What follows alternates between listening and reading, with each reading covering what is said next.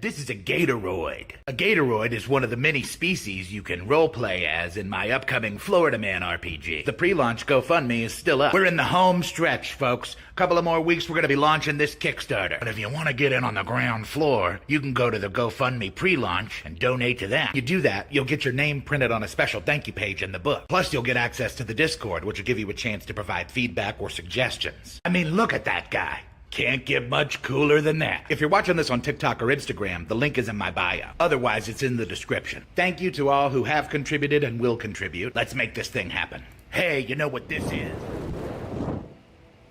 Welcome in, everybody. Welcome in. It is Friday, and we are Rogue Bard Advice, a D&D TTRPG nerdcast, if you will. And I am your host. You might know me as the Pirate Archaeologist, the Rogue Pirate Archaeologist, the Rogue Thief Pirate Archaeologist, the Pirate Archaeologist, Captain Bartholomew Bones McCoy, or simply Chris. At this point in time, we'd like to welcome everybody in the chat. Kevin, the Pirate Wife, Yokai, Ron, Ruby, Kirk, welcome in, everybody. You guys are always here. Bacon may be here. Don't know. I know Teeny may be here. So yeah. Go ahead and hit that like button, hit that subscribe button if you like the content. If you don't, it's fine. Y'all have already joined the Discord, so if somebody wants to put up the Discord link for those who haven't joined the Discord, that'd be greatly appreciated. But it is the end of another week, and we have questions. There are so many questions. Not the least comes from a few people who haven't posted questions before. Sorry, I got a little something in my eye. But what do you say we get right down to questions? Kirk has our very first question of the evening. And Kirk's questions always provoke a sense of wonder and exploration of, well, sometimes history, as this next question, as this first question of the evening is doing. Well, before we get into questions, should we also say that, we'll go here, that the GoFundMe for PuffyCheetoh is still up. Yes, it is. Haven't talked to PuffyCheetoh in about 2 weeks, but they're still needing support. I still think they're trying to fix her dad's house that got hit by the neighbor's car. So, but with that, we'll go ahead and get on our first question. And it comes from Kirk. And Kirk asks, while science holds that the universe began some 13.7 billion years ago, I know that mainstream Christianity thinks the universe began only some 6,000 years ago. Mainstream Christianity can think that, Kirk, but we have evidence that humanity and civilizations here in the United States or North America have been around since 10 to 25,000 years ago. So, but what have other belief systems throughout history thought? Ancient Egyptians, Greeks, Aztecs, China, Native Americans, Aboriginal Australians, question marks. Well, Kirk, I have done some deep dives for you. We're going to start with the Native Americans, the many nations of the Native Americans. They have traditions that tell local, specific cosmologies rather than a single pan-Indian story.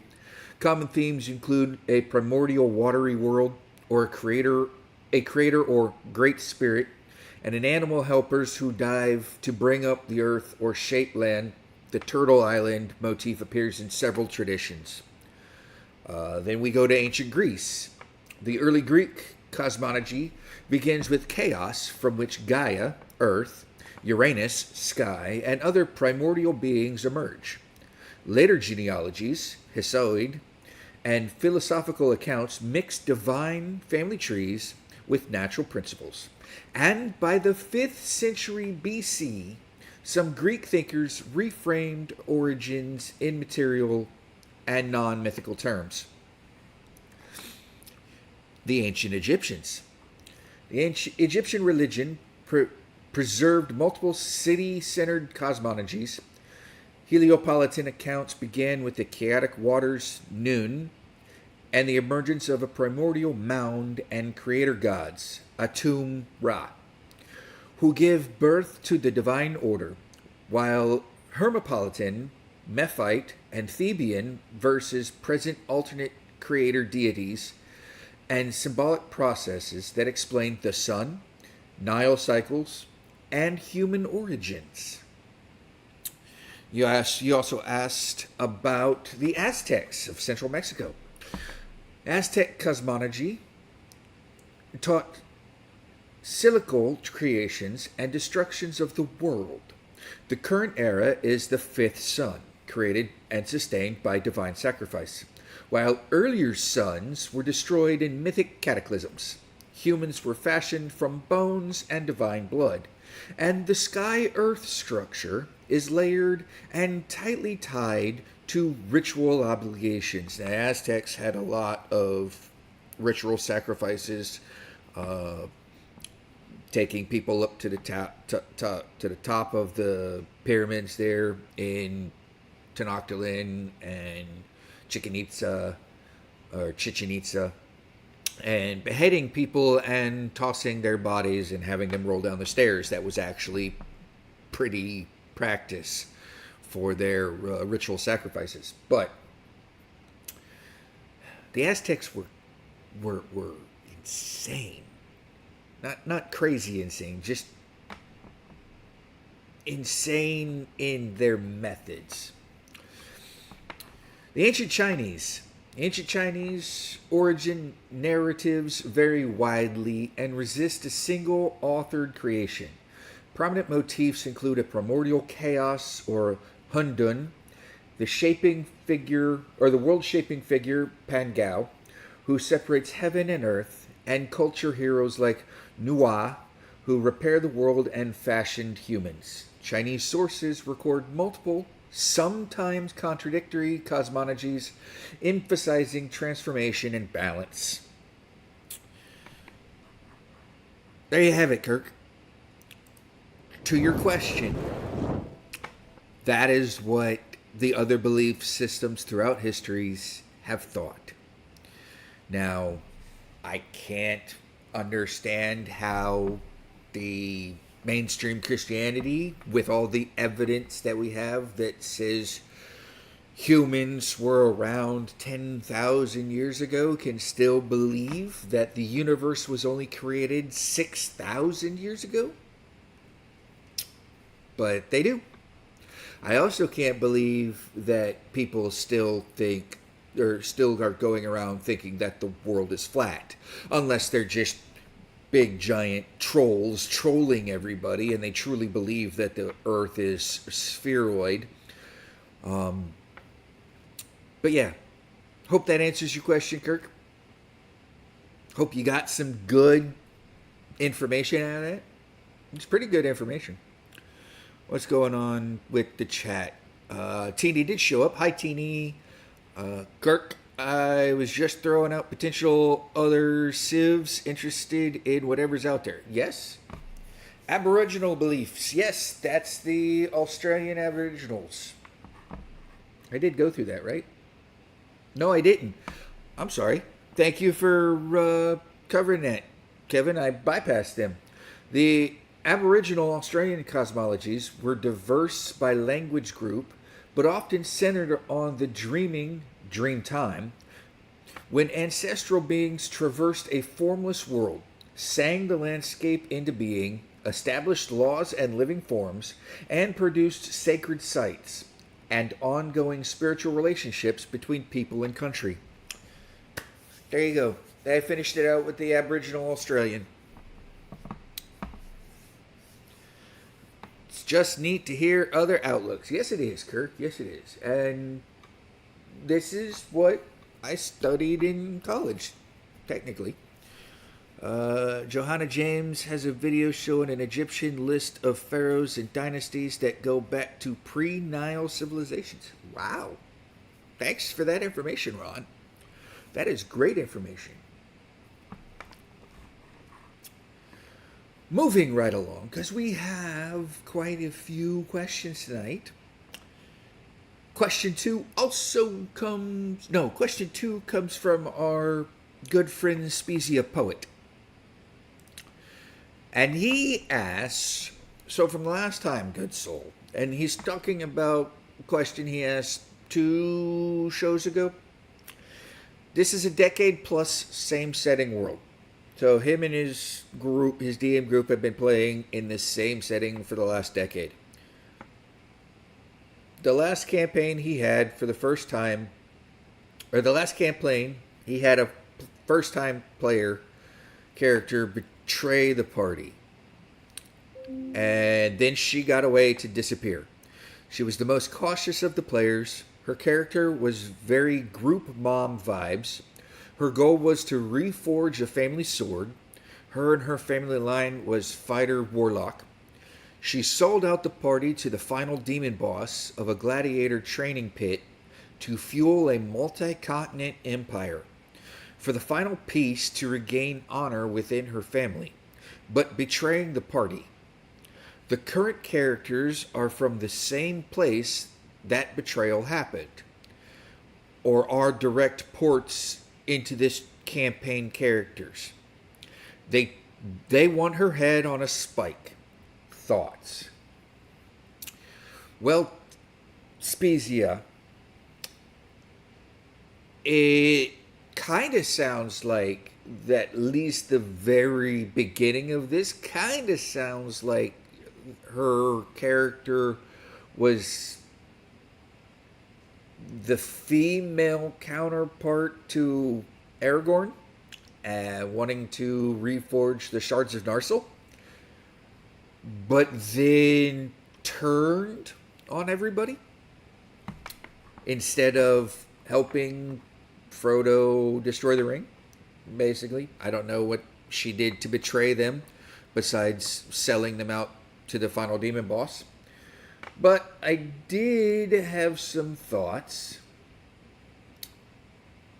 You could approach it 3 different ways. The dual public reckoning. The tone would be brutal and cathartic gladiatorial. The player agency would be high. Fight or fail in the open.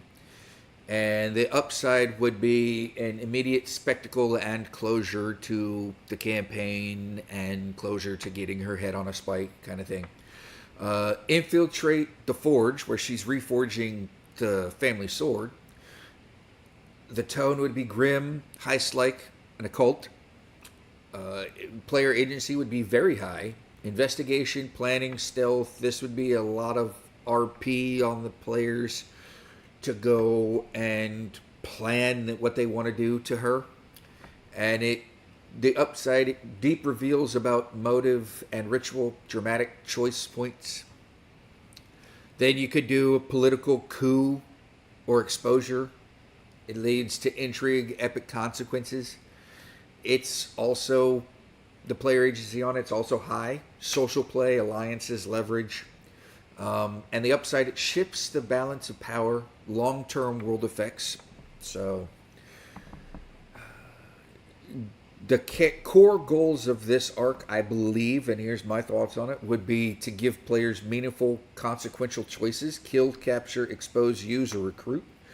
Reveal layered motives so that the betrayal feels earned, not cheap shock. Make the antagonist competent, prepared, and capable of escape or subterfuge. Ensure the consequences affect the campaign world. the reputation, pursuit, empire stability, and reward player investment with personal clues and callbacks from the decades of play. Now you could absolutely call back to anything that you've done within the last 10 years that led up to this betrayal. So, those are just some of my thoughts. I hope that helps. I don't really know.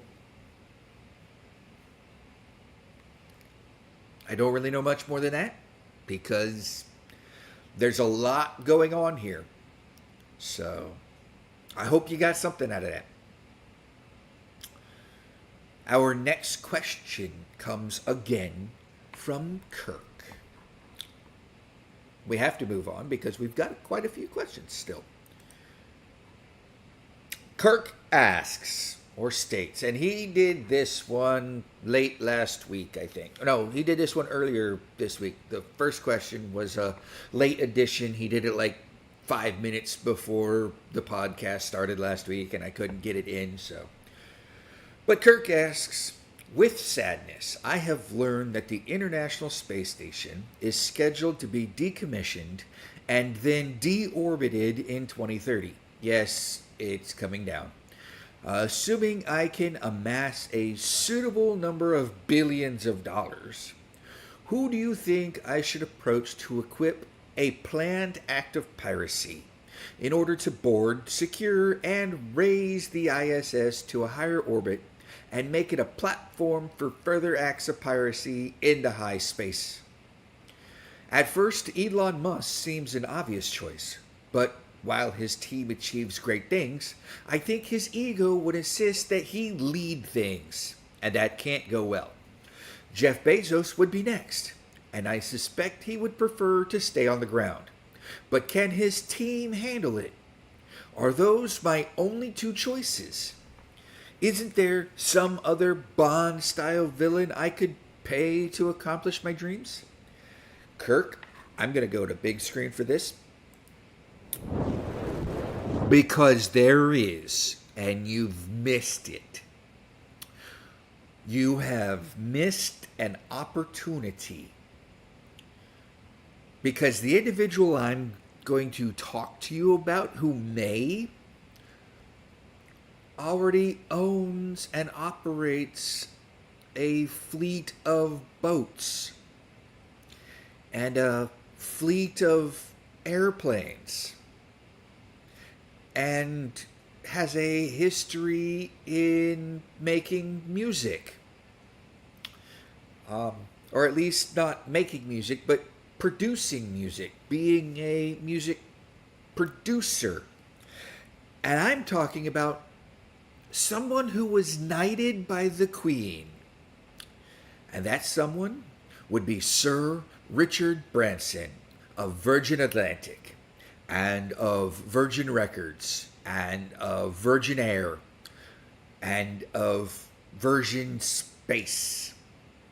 Richard Branson would absolutely 100% could fund your act of piracy.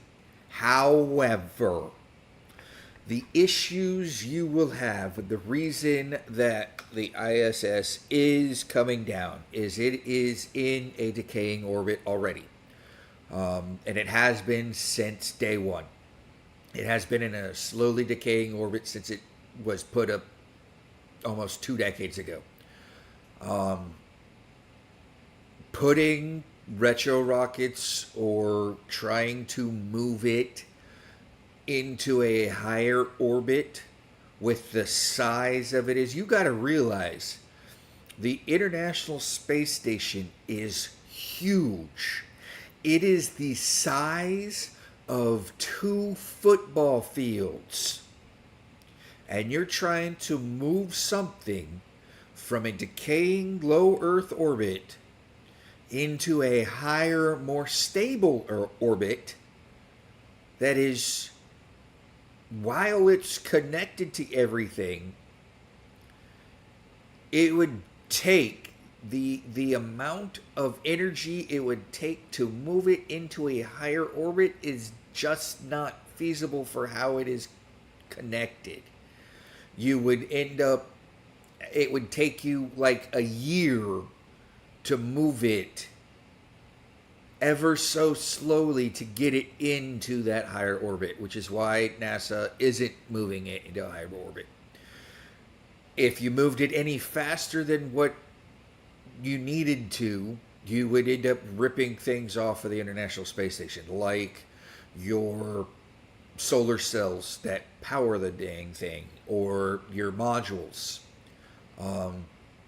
It's not like going to be hooking up a shuttlecraft to it, to one of the docking rings, and using the shuttle's engines to move it up.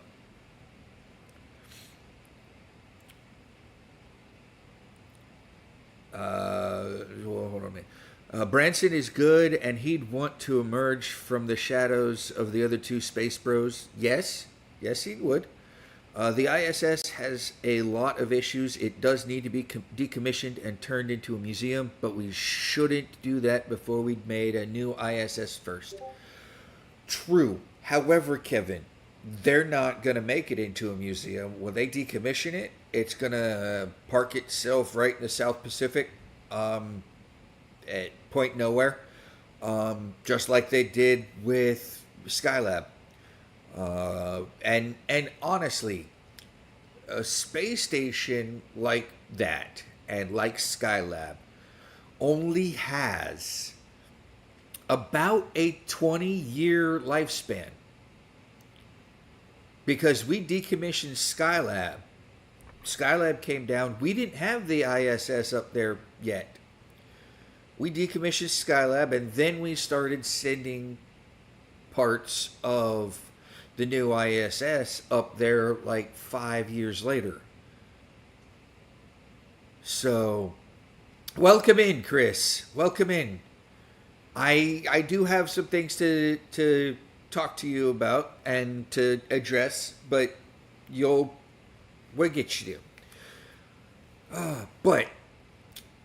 So yeah, while I agree with that, Kevin, that we shouldn't decommission it until we have something else in place, I understand the reasons why not. And with NASA not having a reliable space shuttle type vehicle that we can put things up in orbit yet, I don't expect us to be doing any of that sort of thing anytime soon. Especially since we're still working on the Orion capsules. We're still working on the Dragon capsules. And I know Elon's still working on his Falcon Heavy and Starship rocket.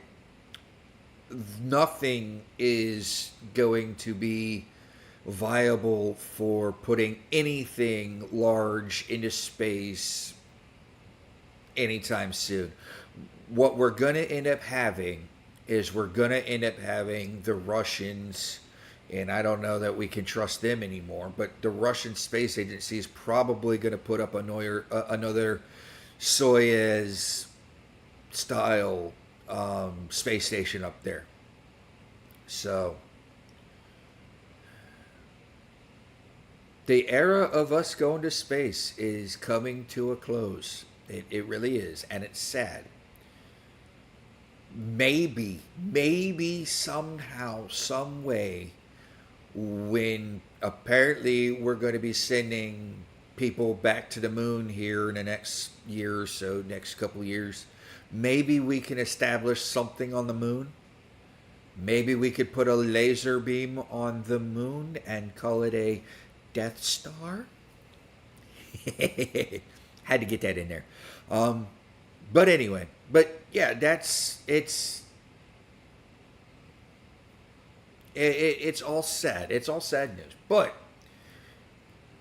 I did go ahead and list a few others that you could partner with. Axiom Space and Axiom Station. They build commercial modules to attach to the ISS and other independent stations. Nanoracks, Voyager Space, In-Space Infrastructure, Commercial Airlock and Station Concepts, Sierra Space, Dream Chaser Operations, and Large Station Concepts. As a matter of fact, I read this somewhere, and I don't remember where I read it, but I read it a couple years ago when I was starting my master's degree program.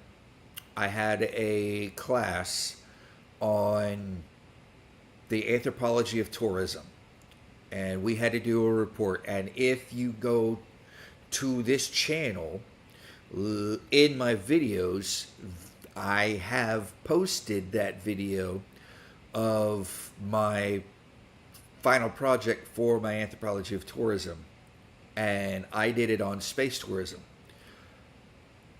With that being said, there is talk, and there was talk about somebody building the first International Space Station hotel, large-scale hotel in space, not using the ISS, of course, but actually building a hotel in space. And I want to say it was partnered with Hilton.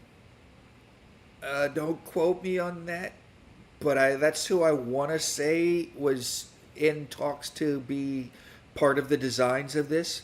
But it's uber expensive. Like, you're talking $50,000-$60,000 a night for a hotel room, just to stay in space in a hotel room, in a floating hotel. So yeah, while there are still concepts out there, I don't see it happening for another 10, 15, maybe 20 years. So, Kevin, can you believe that we forgot how to make old spacesuits and had to design new ones? None of the old manufacturers exist still, or they don't make suits. Yeah, I could believe that. I exist to just cause issue, LOL. I'm a gremlin. You're not a gremlin, Chris. You're not a gremlin at all. I too understand the reasons, but my inner practical self rebels at the thought. Yep. So, I hope that answers your question, Kirk. And I hope you did get a little bit out of it. I sure did. It's fun. That's a fun question. Not as fun as our very last question tonight, but it's up there.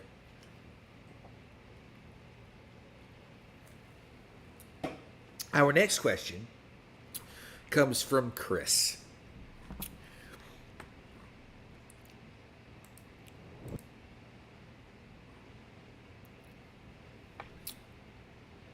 And Chris, firstly, before we get into this, all right. So I didn't put in here everything that Chris wrote to me, but Chris is still chugging along. Good job, Chris. He wants to apologize because he wrote to me and said something in Discord, and sorry for the warrior confusion on his part. We don't hold anything against you, Chris. Everybody goes through hard times. Everybody goes through big issues. You have nothing to absolutely worry about. I don't hold anything against anybody. So, but with that being said, you were thinking of something last night that might be a fun game for the podcast. Not sure of the name, but you have been calling it the show, the game. And for everybody who doesn't know, you've now just lost the game. The premise is to take a popular show or movie and to assign or potentially build characters based off them. So I would propose an easy starter, King of the Hill. What do you think each of the four guys would be in a campaign?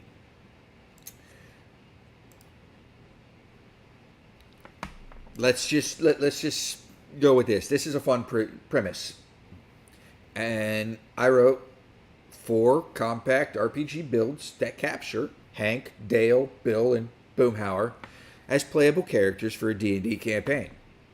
Each entry, I will give the class archetype, the party role, suggested primary stats, and a signature ability and role-playing hooks that you can use within your game.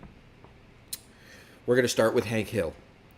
Hank Hill's class archetype, he's a fighter, paladin flavored veteran. His role would be frontline leader and moral anchor. His primary stats would be strength and wisdom. His signature ability, the duty of propane and propane accessories, grants allies steadiness and bonus saves. Then you have Dale Gribble. He's the ranger conspiracy savant, a rogue hybrid. His party roles, he's a scout, trap maker, info specialist. His primary stats would be dexterity and intelligence. And his signature ability is paranoid intel and uncanny luck with hidden threats. Bill Doutrieve, or Doutrieve, bard with survivor flavor. His role, support, morale, reluctant healer. His primary stats would be charisma and constitution. And his signature ability would be sincere courage, temporary morale, stamina boost to allies, not alloys, not allies, allies. Sometimes words just amaze me when they come out of my mouth.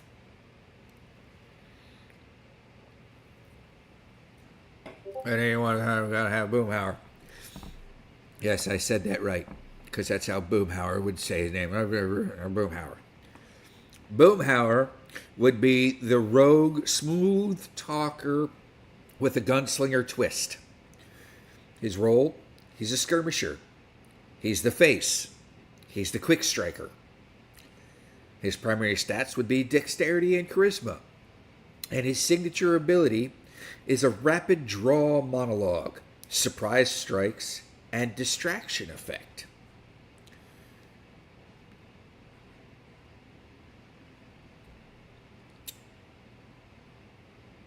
I also did some quick little backgrounds and party dynamics and everything else, and I'll post this up in the Discord link, so you can see what we're actually dealing with.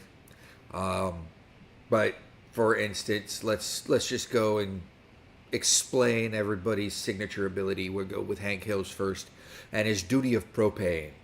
Once per short rest, Hank steadies the party. Allies within voice range gain advantage on saves against fear and a small temporary HP buffer for one encounter. Dale's paranoid intel signature ability is a passive bonus to noticing ambushes, hidden devices, and social deception. Once per session can call a conspiracy clue that reveals one secret about NPCs or the environment. Bill's signature ability is sincere courage. Once per long rest, Bill inspires allies with blunt honesty, grants temporary hit points and advantage on morale checks, or saves against despair.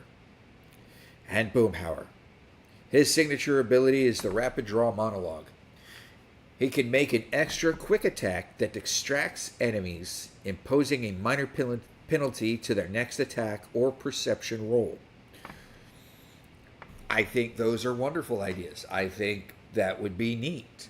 And I think that they could be included and incorporated into the Florida Man RPG or Florida Man TTRPG that is coming out. If you haven't already donated to the pre-launch Kickstarter, go ahead and donate to the pre-launch Kickstarter. You'll get your name on a special thank you page within the book, and it gives you access to the Florida Man TTRPG Discord, where you can talk about the game and make suggestions and do everything that Chaz says you can do in our little advertisement video at the beginning of this video. So, yes, I do that for Chaz, the Bard Extraordinaire. So, Chris, I hope that answered your question.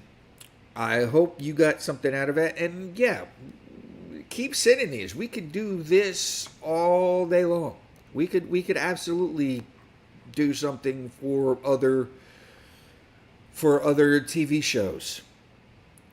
So,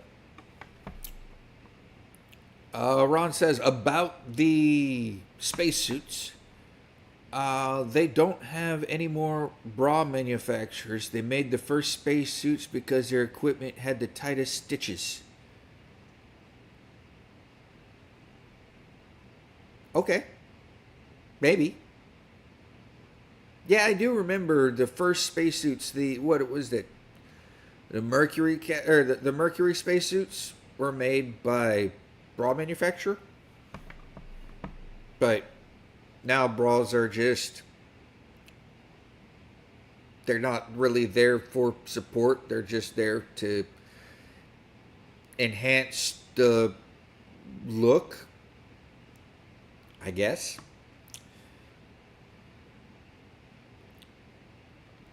But yeah, that went off on a tangent.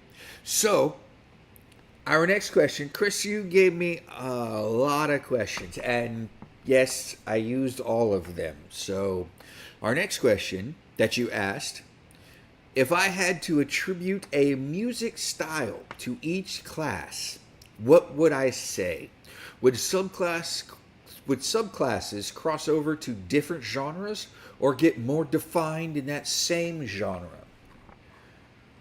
This one was hard. This one was hard. Because I went through all the classes. And we'll go through all the classes. Our class to genre, I created a table, our class to genre table. Quick reference guide, basically. The Barbarian. Genre would be punk or sludge metal. The mood and energy, raw, explosive, visceral. The signature instruments and elements would be distorted guitars, pounding drums, shouted vocals. The Bard would be folk pop, art rock, charismatic, melodic, theatrical. Acoustic guitars, harps, theatrical vocals, strings, orchestral stuff. Your clerics would be of the Gregorian chant or orchestral sacred genre. Reverent, powerful, ritualistic music. Their signature elements: choirs, pipe organs, brass, choir pads. Your druid would be ambient, world, naturalist folk. It's organic, evolving, earthly. Think of flutes, hand drums, field recordings, drones. Your fighter would be marches, military rock, disciplined, driving, tactical. Brass, snare drums, electric guitar, stabs. Your monk would be that minimalist jazz, the martial arts soundtrack stuff. Precise, rhythmic, disciplined. Sparse percussion, mostly wind instruments, plucked strings. Your paladin would be heroic, orchestral, power metal, uplifting, righteous, triumphant. Full orchestra, choir, soaring guitar leads, the like. Your ranger would be Americana, indie folk, cinematic western music.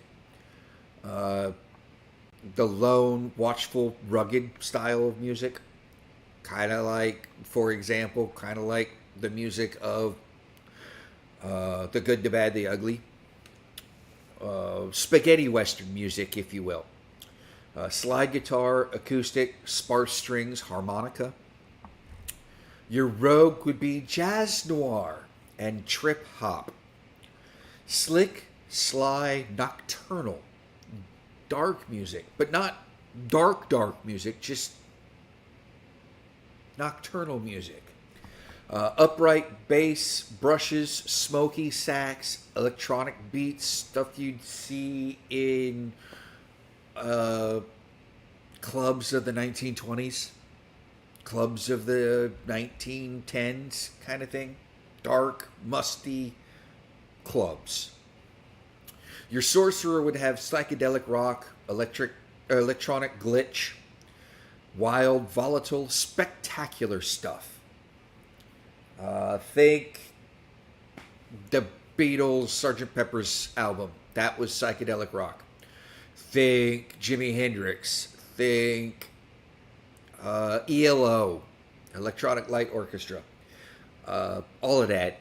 Synth swells, processed vocals, stuttered beats, all sorts of stuff like that. Maybe even a little Sandstorm.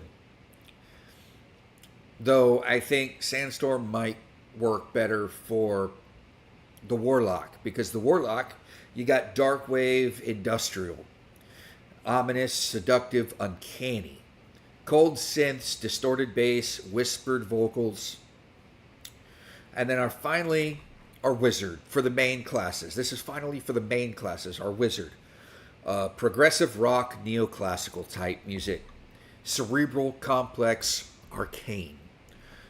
Think piano, synth arpeggios, complex time signatures, stuff like that. I'm going to say Billy Joel. I'm going to say Bruce Springsteen. I'm going to say Toad the Wet Sprocket. I'm going to say... I'm even going to throw... I know it's grunge, but I'm even going to throw Nirvana and Foo Fighters into there. But that's what I'm thinking. How the subclasses behave musically. Subclasses typically deepen the class genre by emphasizing facets of the core sound. For example, a Valor Bard stays in theatrical rock. A glam college of glam metal bard leans into heavier arena pop. The crossover into adjacent genres when the theme shifts cultural focus or source of power. For example, a druid circle of dreams might move from ambient folk to ethereal dream pop. Some subclasses will pivot sharply, creating hybrid or unexpected genres that still reference the parent class. For example, a Hexblade Warlock blends the dark wave with metallic guitar tones, producing industrial metal vibes. Think Metallica. Subclasses tied to a patron, deity, or elemental force are most likely to cross genres to reflect that external influence. For example, a Storm Sorcerer pushes sorcerer electro-psychedelia towards synthwave or drum and bass. The representatives subclass mappings, the concise examples, would be this: the Barbarian, the two paths of the Barbarian, Path of the Berserker and Path of the Totem Bear. Path of the Berserker, your hardcore punk. This is your Ramones. This is your Dropkick Murphys. This is your, even though they're Irish punk, but they're still hardcore punk. This is your Flogging Molly. This is that genre. Sex Pistols, hardcore punk. Path of the Totem Bear, your tribal metal with world percussions. Think of that Chinese or Mongolian band that does a lot of that throat singing stuff. Think that. The Bard, College of Lore and College of Whispers. College of Lore, Bard, chamber pop, art rock. College of Whispers, dark cabaret music. The life domain cleric brings in majestic hymnody, kind of like you're singing hymns. And the trickery domain cleric, playful klezmer or mischief-driven vaudevillain music. The druid, the circle of the moon druid, primal tribal beats. And the circle of spores druid would be brooding, ambient, industrial. Your champion fighter would be your military march rock, while your eldritch knight might move into a martial orchestral with subtle synths. Your monk, your way of shadow monk, minimalist noir, and the way of the open hand would be a meditative world fusion. Your beastmaster ranger would be rustic Americana duet. Think Brooks and Dunn. Think, and I'm calling that rustic, not country. But think of your duets, the great duets of the country world. And then Gloomstalker Ranger would be a cinematic stealth electronic stuff. So that would be mostly your cinematic scores. Your Oath of Devotion Paladin, epic film score orchestras. Think John Williams. Think John Williams. That right there. And then your Oath of Vengeance Paladin. Think power metal with a darker tonality. Think power metal. Think Kiss. Think Guns N' Roses, even though Guns N' Roses are hair band. Think Metallica. Think Ozzy. Think Black Sabbath. That's your Oath of Vengeance Paladin music. Your Rogue Thief, slick lounge jazz. Like I was saying, like think Herb Alpert and the Tijuana Brass. Think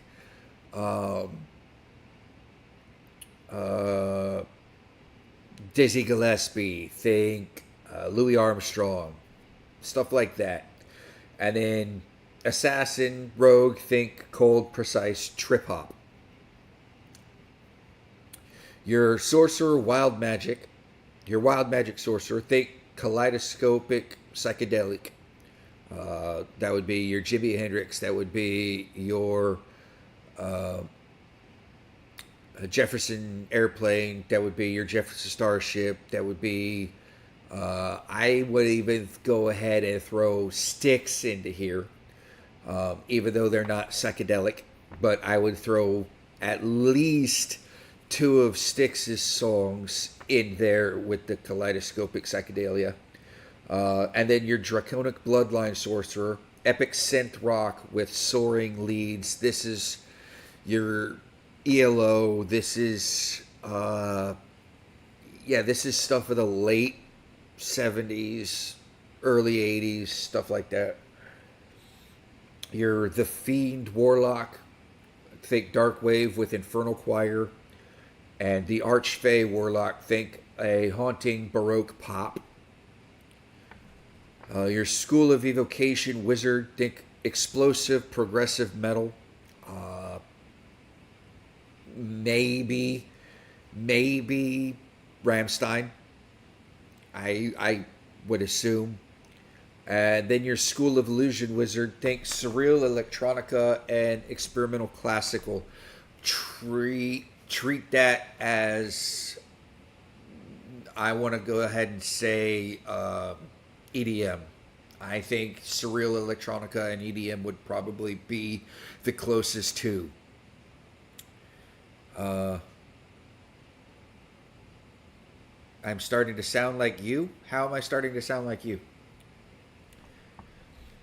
But, final note on the coherence and flavor. Treat each class as a core sonic identity, and subclasses as either nuanced expansions or genre-blending experiments that reveal the story and source. Use instrumentation, production choices, and vocal style to communicate subclass distinctions while keeping a thread back to the parent class. There you go, Chris. That's the music style of each class and the subclasses and how they would define themselves. I hope that helped. Hope you got some good information there. I will post that again. I will post that in the Discord. Just reminded me. Moving right along, our next question, surprise, surprise, comes from Chris. And Chris asks, Chris is all over the place with his questions tonight, and I absolutely love it. At what point does player agency and world lore collide? If the DM has homebrewed a world in which two races have been at war since the start of time, but the player states their character has no animosity, and I'm assuming that's no animosity, their player race as their player has no animosity to another player of a race that their race has been at war with. Is it on the DM to say that their character would feel negatively? Well, we're going to go to the big screen on this because it deserves the big screen.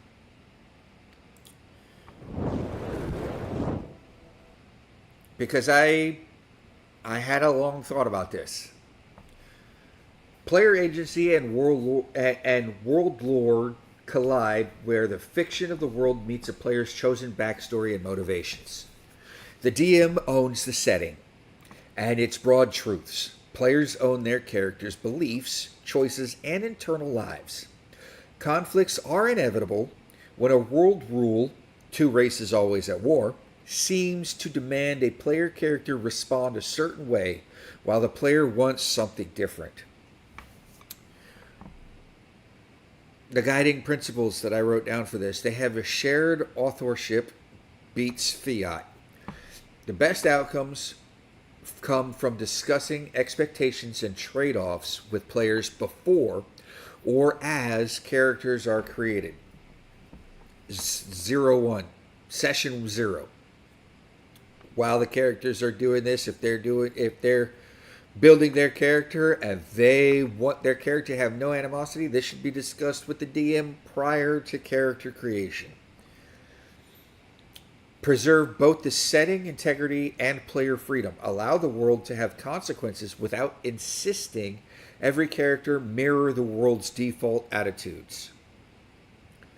Make consequences meaningful, not mandatory. A character who lacks animosity can still face suspicion, questions, or social friction that create role-playing opportunities rather than negating agency. We'll get more into that later. Use in-play discovery rather than encyclopedic dumps. Teach the players the world through scenes and NPC reactions rather than force-reading lore. Here's the DM's options. And these are the most practical options that I came up with. Treat the player's claim as valid but testable. Accept no personal animosity as a starting fact. Then show how NPCs, institutions, or history react. Some people will trust, some will not. Offer mechanical or roleplay hooks. Give the character a reputation, special contracts, or social penalties or bonuses depending on how they present themselves and act. Create believable reasons for the exception. Let the players choose or collaboratively invent why their character is different. Were they raised by the other race? Do they have individual trauma? Do they have a pragmatic outlook to the situation? That both respects player agency and enriches the lore. Use the NPC's reaction to drive play. NPCs can be hostile, curious, or warm. Let those reactions shape scenes, and let the player's choices determine the outcomes. Avoid retroactive character changes. Don't force the player to feel negatively because the lore says so. Instead, present in-fiction pressures that may influence future choices. The DM absolutely owns the story. But time and time again, I've said this, the players drive the story. And in allowing the player to do something counter to what the story says brings in some nuances and ultimately expands the story as a DM. If you're the player, you need to state your intent in session 0, not or in your character notes. Explain why your character lacks animosity and offer a backstory reason. You need to be open to roleplay the consequences of your choice. Accept that towns, veterans, or institutions might treat you suspiciously, or use those beats for drama and growth.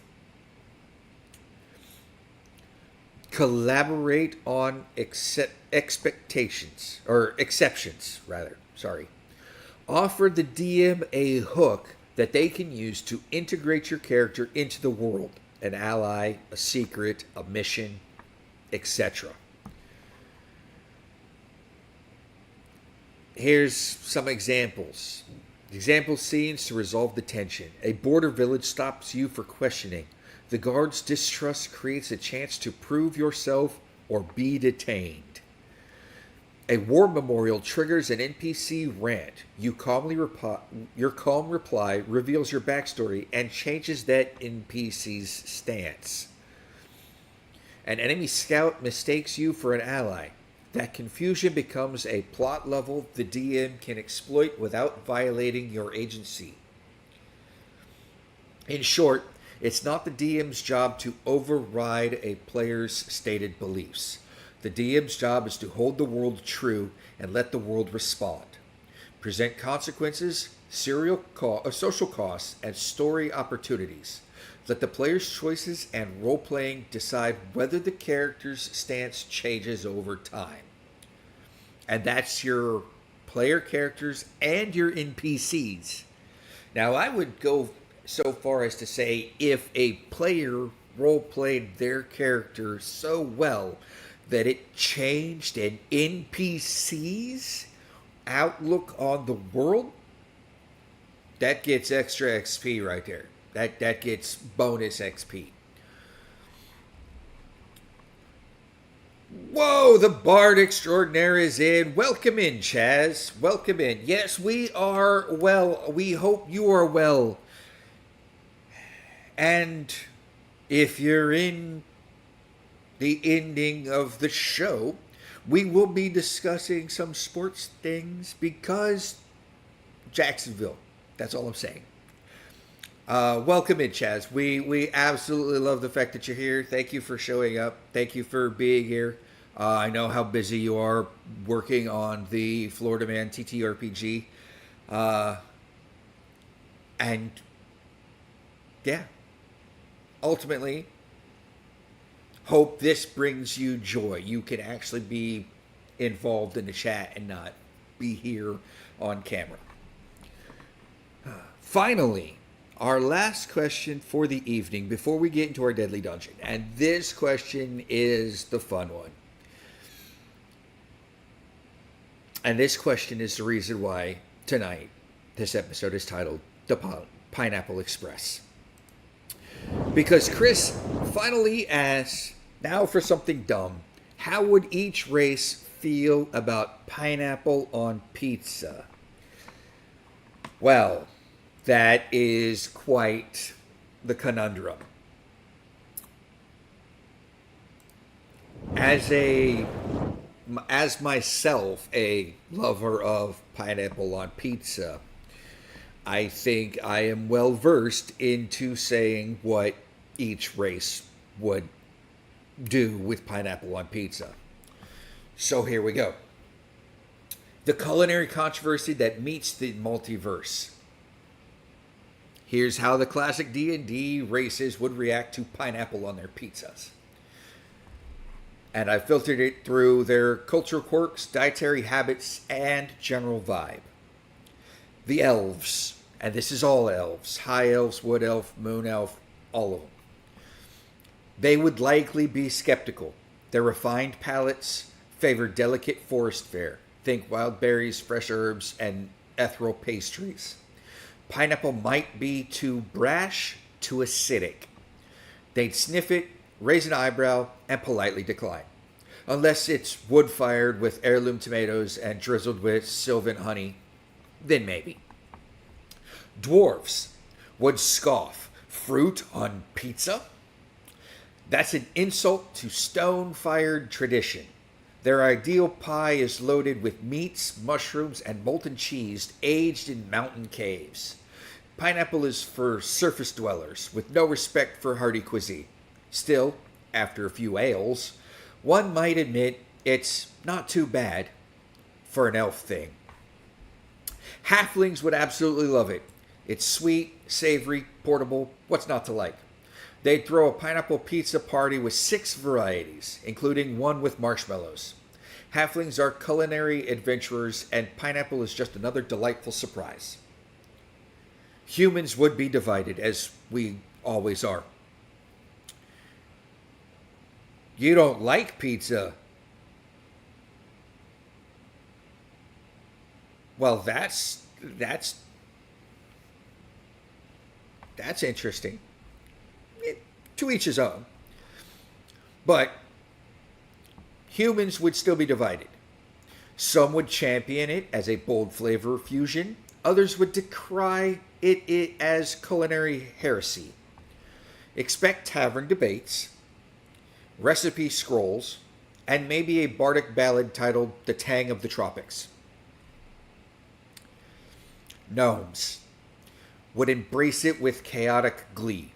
Pineapple? Sure. Let's add pickled beetroot and a dash of cinnamon.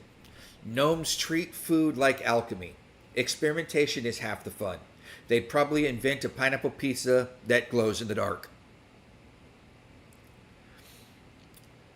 Half-orcs might not care what's on the pizza as long as it's hot and filling.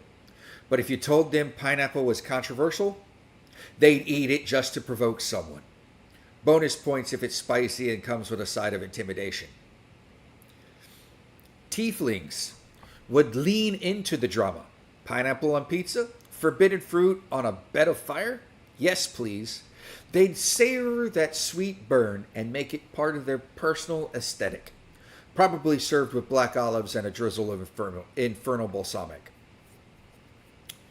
The Dragonborn would respect the boldness. Pineapple is assertive. It's like a good battle cry. If it pairs well with smoked meats and spicy sauces, they're in. Especially if it's flame grilled. Honor thy breath weapon. An Aarakocra might prefer raw fruit overcooked, but if the pizza's light and flight friendly, they'd give it a try. Just don't expect them to linger. They're grab-and-go gourmets. And finally, the Warforged. They would analyze it. Sweet, acidic, contrast with umami. Acceptable. They'd probably optimize the recipe for maximum caloric efficiency and minimal crumb dispersion. As for me, I like pineapple on my pizza. I like pineapple ham, bacon, onions, and mushrooms on my pineapple pizza. That's what I like. Halflings would say they never heard of this pineapple breed of potato. Probably. Sorry to inform the dwarves that tomato is technically a fruit. Yeah, it is technically a fruit. See the Discord for Kirk's dinner tonight. Calzone is like inside-out pizza. Yep. And Chaz has a very limited palate. Sorry to hear that, Chaz.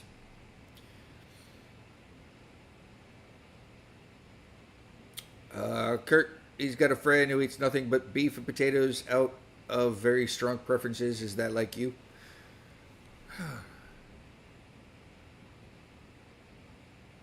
Paladins and clerics would be against it unless they served an evil, chaotic god.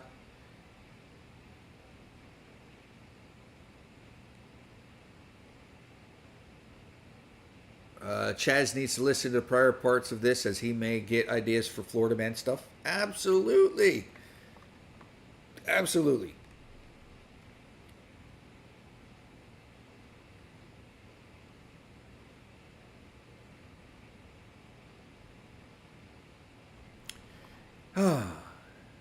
Anyway, moving right along. We are at that point in the evening where we have gone to the dark side. Our deadly dungeon. And this week, you guys absolutely did not surprise me. I had a feeling it was going to go this way, but let's dive in to the deadly dungeon. Tonight, we have the Green Ranger Bender Zord versus Ultron. Yes, I created the Green Ranger Bender Zord. Tommy Oliver, as the Green Ranger, is using Bender from Futurama as his Dragon Zord to go and battle Ultron. What do we got? We have Tommy Oliver, his loadout, his Ranger suit, his Dragon Dagger, his Power Sword, his Dragon Shield. Combat style, he's an elite martial artist, close quarters specialist, rapid tactical adaptation, experiencing coordinating with a giant Zord. He's got superhuman reflexes and durability from Ranger enhancement, skilled at exploiting mechanical weak points when given access. Bender as a Megazord, scaled up to Zord class, body and systems, reinforced steel plating, scaled to towering Zord sides, extendable arms and gripping tools, flamethrowers and pulse burners, everything that Bender has normally, just scaled up giant scales. Weapons and tricks, crushing strength, bending and warping capabilities, enlarged, he can deform structural steel, kind of thing. Behavioral traits, he's a cunning improviser, prone to dirty tactics and taunting. Opportunistic self-preservation, will eject the pilot if advantageous. Whereas Ultron is an AI construct, his core capabilities near superhuman strength and speed at a robotic scale, adaptive alloy body, tactics, he uses swarm control and range suppression. Weakness, reliant on electronics and network control surfaces. But let's get into the battle and what happened. Unfortunately, you guys surprised me, and you guys voted overwhelmingly 100% to 0 in the Discord that the Green Ranger Bender Zord, in fact, beat Ultron. And that is exactly how I thought that was going to go. However, during the 100 battle simulations, Ultron's superior range suppression, drone swarms, and adaptive alloy and nanotech self-repair, and was effective at isolating the pilot and degrading control systems to beat the Green Ranger Bender Megazord 62 to 38. The 38 times that the Green Ranger Bender Zord won in our simulation was due to the fact that the close quarters precision from Tommy, creative sabotage and improvisation from Bender, and the use of flammable fuels and structural weaknesses, point targeting. Ultron's layered advantage in sensing, ranged weaponry, and autonomous drone swarms lets it dictate the engagement distance and tempo. Its adaptive alloy and nanotech repair blunt repeated melee strikes, and its hacking EMP toolkit presented a realistic path to disabling Bender's systems or severing Tommy's control link. In open and power-rich environments, Ultron's capacity to sustain and scaled attacks outpaces the ad hoc repair and salvage tactics Bender can perform mid-fight. And then when Tommy and Bender won, when encounters force close quarters improvisation, the Ranger's melee skills paired with Bender's physical might and bizarre tricks became decisive. Bender's ability to physically deform structural elements, jam targeting with slag, exploit combustible salvage, and perform sudden, unexpected maneuvers, detaching his head, ejecting the pilot, or flooding actuator compartments with alcohol, can bypass Ultron's predictive logic and scoring patterns. Tommy's sword strikes aimed at joints, actuators, and sensor arrays delivered inside grappling range. They can disable critical systems faster than Ultron's nanotech can compensate in those specific localized shocks. With that, this is what we ended up with. Green Ranger Zord, 100%. Ultron, 0%. 38 and 62. Now, as you guys know, we don't go off of what the simulation says. We go off of what you guys said. So, our bracket now looks like this.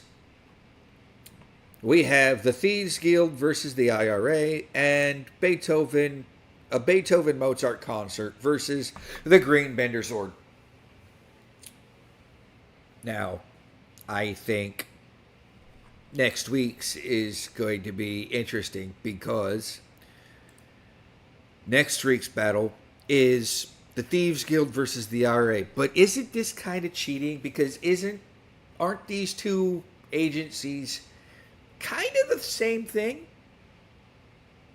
You guys let me know in the Discord chat whether or not Thieves Guild or the IRA are A, the same thing, or B, who's going to win?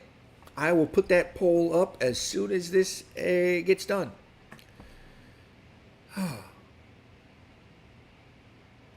With that being said, we're going back to the live screen. And we have now reached the point in the stream where it's chat and good things of the week and sports talk. Let's go good things of the week first. My good thing for the week is I finally found out when the pirate ship will be moving from Gainesville to Orlando. And that it will be the 14th of November-ish. My last day in the office here in Gainesville will be the 13th of November. And then I will be in North Carolina on the 15th of November. And then back to Lake Mary, Orlando for maybe we'll put up a show in November. I know I said we'd skip the whole month of November, but maybe we'll put in a show that next week. So it'll be the week of the 21st, whatever that Friday is. So, yeah. But, good thing of the week. Let's talk about last night. When the Bengals beat the Steelers in Thursday Night Football. And in a couple of hours,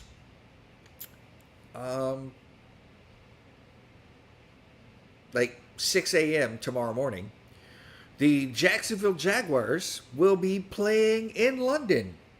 So let's go Jags. Jags are on fire this year. Granted, they lost their last game, but their last game was against the Chiefs. Was it, Chaz?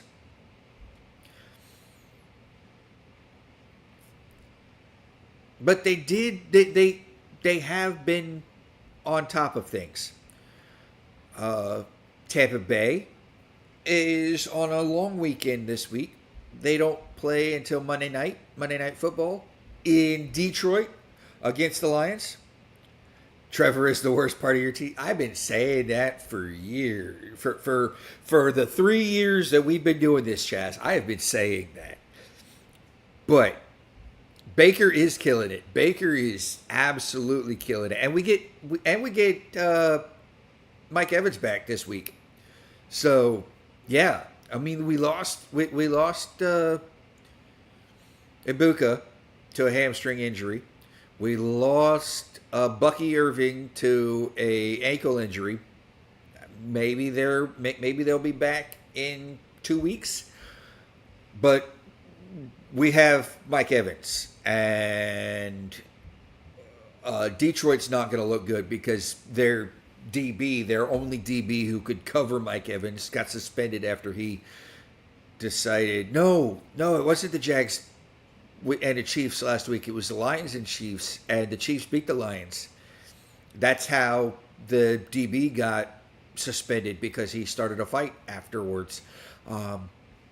So the Lions DB the only one that could outpace, or that could keep pace with Mike Evans, is suspended. So do we have this game on lock? Absolutely not. It's still going to be a tough game, but does our chance go up? Absolutely. I'm predicting we've got like a 58 to 62% chance to win. He does. We were on our third and fourth string receivers with Baker. Good thing of the week, my wife and my stepdad now have 3 kittens at the house. Yes, that was a good thing for the week. And they were named by my dad after the honeymooners. You have Ralph, Alice, and Trixie. So, good on that. And to your point, Chaz, as we were been discussing, everybody's now starting to look at Baker Mayfield more and more for MVP based on what he's doing. Absolutely. If you could win with a broke team, if you could keep finding ways to win with a broke team, I am predicting if. This is an if. Because Carolina just beat the Bills last week, right? I want to say Carolina just beat the Bills last week. If Tampa Bay can go into Detroit Monday night and beat the Lions, the only other team we will have to contend with, and I don't even care if we lose that game, the only other team we will have to contend with, the biggest team on our schedule after the Lions, is November 16th, Bills. We are in Buffalo, November, in the cold. But the Bills are an AFC team, so if we lose to them, it won't affect our standing in the NFC.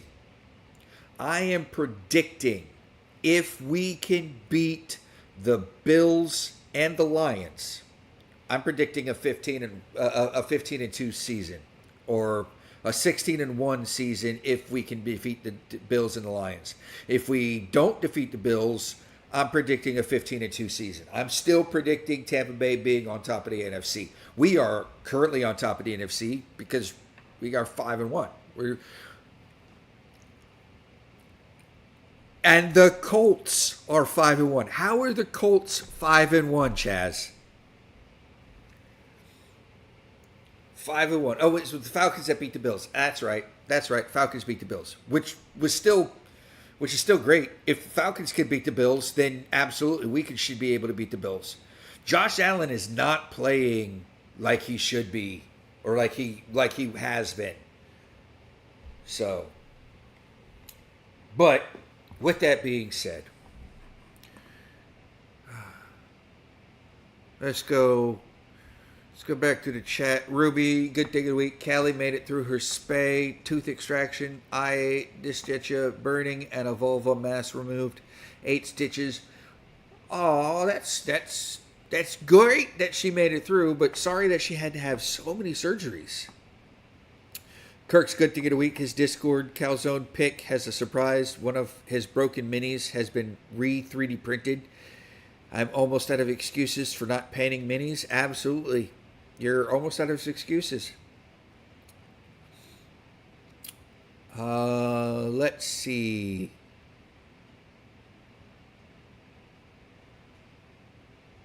Yeah, I don't lose my voice.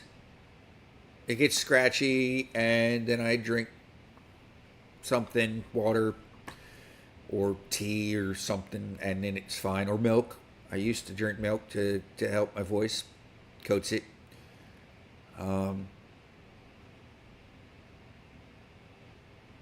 Yeah, absolutely. Indy's a problem.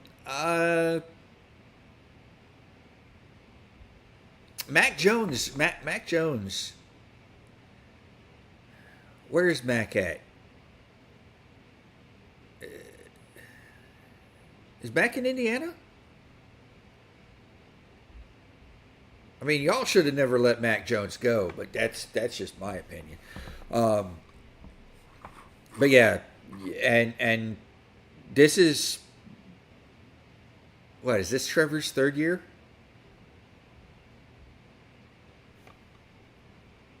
Anyway, we'll have lots to discuss this weekend, Chaz. I think that the Jaguars can still have a lot in the tank. This year, I think the Jags can actually do something with the AFC. At least make it to the playoffs. They may be 5th seed, they may be 6th seed, but at least making it to the playoffs. Daniel Jones is on the Colts. Okay. Yeah, I hope you guys don't pick up his 5th year option. I hope you guys don't. Let Trevor go the way of the dodo. Yeah. I think that'll be great for you guys. But who knows? You guys aren't you guys ain't the Jets. You guys are not the Jets.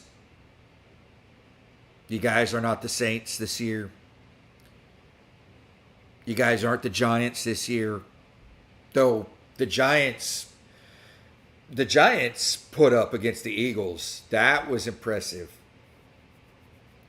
But yeah, you guys are not on the bottom of the standings this year like you have been in years.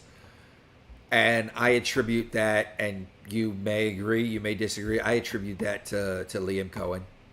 I really do. I really think that Liam Cohen, out of all your guys' coaches, I think Liam Cohen is the best coach you guys have had since Fox. Yeah. Oh, with that being said, it is an hour and 25 minutes into the show. And we'd like to close the show out with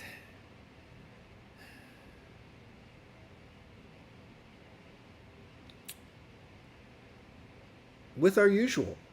We want to thank everybody for showing up to the show tonight. We want to thank everybody for participating in the chat. We will be doing this again next week. Same Rogue Bard time, same Rogue Bard channel. And if you please haven't already, subscribed to the show. Hit that like button. Hit that notification button. Share this show out with people. We like to have more people come into the show. And we like to have more people send in questions. And if you have questions, please send them over to roguebardadvice@gmail.com. It's like Bard Advice that's gone rogue. With that being said, I have been your host and will continue to be your host for the foreseeable future. I am the Pirate Archaeologist. I am Pirate. I am Chris. And this has been another episode of Rogue Bard Advice. I will see you guys next week. Same Rogue Bard channel, same Rogue Bard time. Thank you very much. And as always, take what you will. Give nothing back. This has been Rogue Advice, and I'm out.